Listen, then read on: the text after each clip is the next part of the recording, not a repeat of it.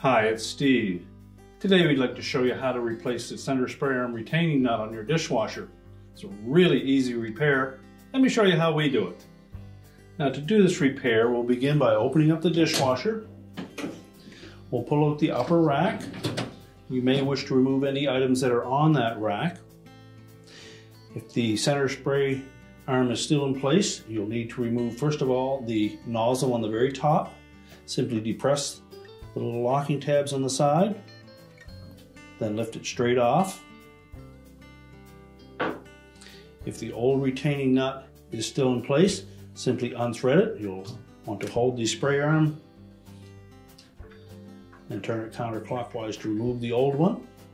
We can then drop that spray arm out of the rack, and we'll want to inspect the threads on the top of that to make sure that they're still in good shape.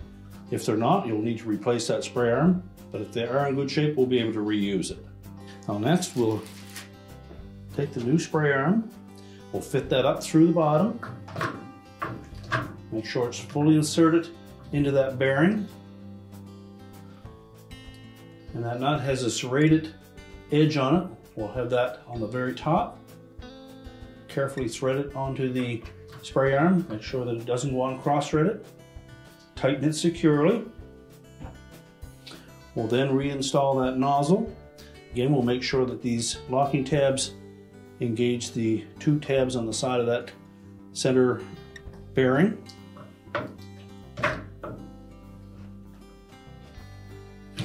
We can then reload the dish rack, slide it back into the dishwasher.